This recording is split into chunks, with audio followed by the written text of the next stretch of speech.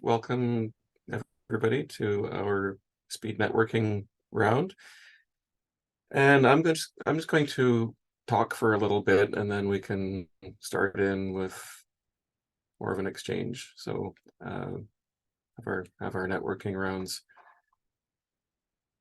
I just want to say we are in a climate emergency. Everyone knows it.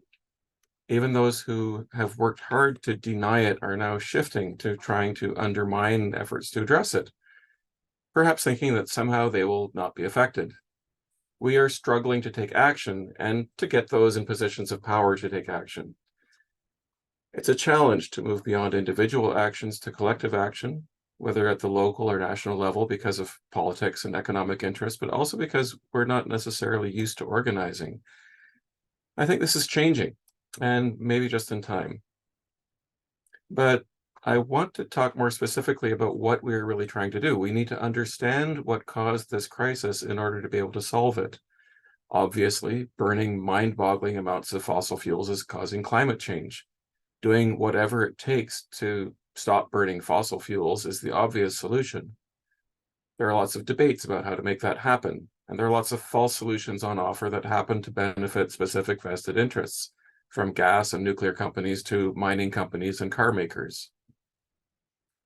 But what is causing so much fossil fuel, so much energy to be used up? There are a lot of humans on the planet, to be sure, although the numbers are stabilizing. But most of them do not use much fossil fuel at all, though their lives would be a lot better if they had more access to energy and more reliable energy supplies. Being able to keep medicine cold, maybe even food, would be really helpful. Meanwhile, some of us use quite a lot of energy. In the global north, our entire economies and societies have been built around overconsumption and waste. There are almost as many vehicles as people in North America, and indeed, most vehicles travel around with only one occupant. Light pollution means that many people grow up never having seen the Milky Way, or more than a handful of stars. We throw out immense amounts of food. The storage locker business is booming because people have so much stuff that even with the ever-increasing size of houses, they don't have enough room for all the stuff they buy that they don't even use. All of this stuff and all this energy has to come from somewhere. So decarbonizing the economy means shifting to renewable electricity generation and electrifying as much as possible. That means a lot more metals will have to be mined, even if we work really hard on recovery and recycling. And just like fossil fuel extraction or the manufacturing of all the excess stuff I was just talking about, that will have serious impacts on the communities and the environments where it is mined. Given where those minerals are, in indigenous territories, in remote areas and underdeveloped countries, this also means perpetuating colonial extractive relationships. And I will point out that I use the term underdeveloped countries on purpose. It's not fashionable, but I think it's also misunderstood or misused as an insult to say that a poor country is underdeveloped because it somehow failed. And I think it's important to understand that underdevelopment is a process that wealthy countries have done to poorer countries. And in fact, in a lot of cases, those countries were better off before colonialism. Those peoples were better off before colonialism and imperialism got to them. And they have been underdeveloped. It's not a failing of theirs. It's a process that they've suffered from. But back to the program. I think I want to talk a little bit about the context of mining in general, just because that's what I look at all day is mining. And the trends globally are things like declining ore grades. So we're mining more material and having to mine even bigger deposits and more remote places and mine more material to get more metal out with declining ore grades means we're actually creating more waste.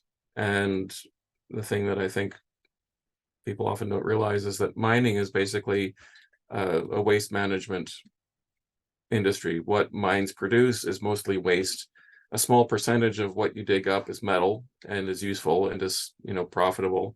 The rest is waste. It's often toxic. It's often generating acid drainage and so on. And that's the actual product of the mining industry. So when we compare that to other industrial activities, it's by far and away the largest producer of toxic waste in the world. And it's getting worse, again, not just because of increasing production, but because of declining ore grades. And so the percentages keep getting worse and worse. And as mining expands beyond the most easily mined material, we get into more remote areas, higher elevations, mining in areas with glaciers, for instance, which kind of hard on the glaciers, which are already suffering, obviously, and destroying and damaging vital ecosystems and freshwater systems. So in Canada, we talk about the Ring of Fire, and well, in Nova Scotia, there's the St. Mary River, the Salmon River. Other rivers have been affected or could be affected by mining activity. The Ring of Fire is kind of famous at this point because of all of the excitement about the supposed billions of tons of metals that it's going to produce. But in fact, it is a precious wetland. It's a huge carbon sink, and it's also the homeland of a number of indigenous nations. So, it's maybe a good example of the kind of place that might be better off preserved for the benefit of, the plants, animals, and fish that live there, but also the First Nations who protect that territory and who harvest those species. And ultimately, as a carbon sink, maybe a little bit more remotely, but as a benefit for all of the planet. Another example of an area in the highlands of Colombia and Ecuador that we've been working in is they're called páramos, and these are very special places that are they're wetlands, but they're highland wetlands, so they're up in the high altitudes of the Andes, and they are also just share a picture of these incredible landscapes and funny plants called frailejones that are actually in the aster family, the same as daisies, but they look quite spectacular, and they're very, these are now protected areas. But what's happened is that people have had to really fight and push their own governments to protect these areas, not just as a water supply for agriculture and for human consumption, but also for its own intrinsic beauty and integrity, and as a landscape of protected biodiversity. I'll just throw another slide up to show you that as well. Here's another view of some of that wetland. So these are culturally and biologically sensitive areas, and the kind of places that people are really trying to protect. And this is true of other areas. I have another little character here that I'm going to put up, because in Australia there are landscapes that are being planned or already being mined, and they're being dewatered. And so these are dry landscapes. Unlike the Ring of Fire, and like most of Canada, Australia is largely dry. But there's water underground, and that is actually the habitat for what is called stegofauna. And they are little guys like, where is it? Like this. That guy's a millimeter long, but these are often transparent, small creatures of different descriptions that live in the groundwater, in the voids in the rock underground. And so when the mining activity comes along and they have to pump out all the water to be able to mine the rock, that leaves these little creatures high and dry, and they can't survive. So they're, again, a bit like deep sea mining, where they're proposing to send robots down to the bottom of the sea to mine metallic nodules or other deposits, and we have no idea what they're going to destroy if they do that.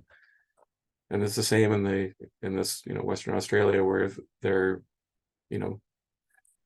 drying out and killing off creatures that science hasn't even found yet, and will now never have a chance to. And the other thing that happens is that people are often trying to protect those places, those cultural and sacred places, the places that are, or maybe even just of economic importance, places for agriculture or tourism that are important to communities, and people rally to defend those. Those are their territories. In other cases, often indigenous nations are trying to defend their sovereignty and their control and their legal systems and their management of those territories against systems, alien and colonial systems, that are imposed on them and trying to, take over those territories and turn them into something else. The upshot of this in many parts of the world, and including Canada, is criminalization and militarization of those people who are trying to defend their territories, who are trying to defend their land. People may remember a number of years ago, the KI6, the band chief and council of Kitchim-Mixib and Inuvik in Northwest Ontario, who were in jail for months for stopping an exploration company from coming onto their territory.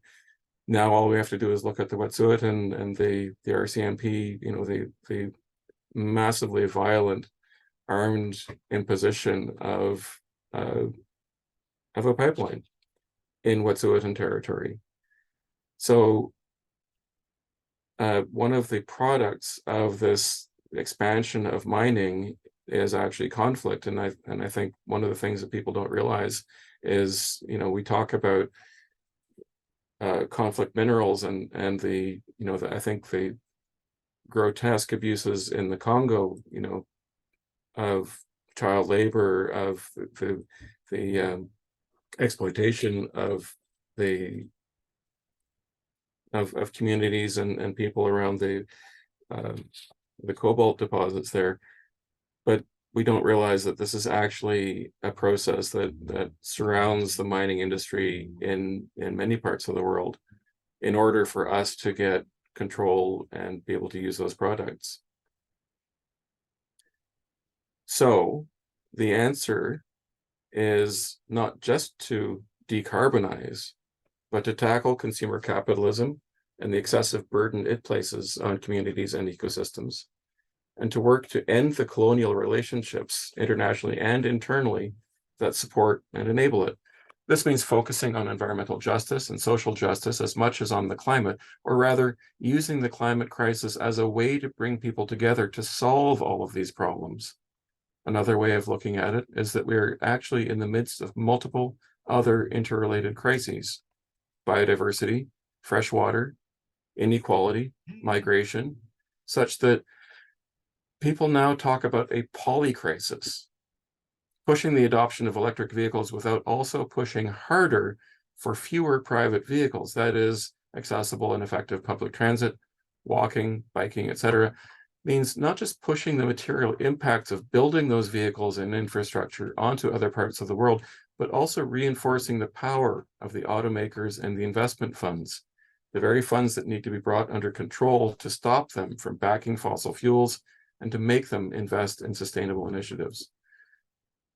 And I can talk a lot more about that, because that's something that we do quite a bit of work on in terms of global investment and the increasing offshore finance industry, which is unaccountable to anybody and is actually helping to perpetuate this, but which our own pension funds are involved in. So, the Canada Pension Plan, but also a lot of union pensions and even church pensions are wound up in this and implicated. So while divestment is climate divestment has been very powerful, but it hasn't addressed the core of the issue, because that financialization is still happening and wreaking havoc all by itself without that kind of control. I won't go on about that, but if anyone wants to talk about it, let me know. But all of this may or may not have anything to do with our organizing objectives or our campaigns. Working to protect wetlands or forests or fish habitat or to prevent pollution is still vitally important. But I think these dimensions are really key to how we see our work, how we organize, how we talk to others. I'm talking about this in really global terms because these are global issues, but the really meaningful actions that we can take are local. Tool libraries are a good example, or bicycle repair depots, or building community green spaces. If we can turn individual awareness into collective action, even, or maybe especially on a small scale, then we are really making change for the environment, for ourselves, for everyone. So I'll stop there and thank you for your time.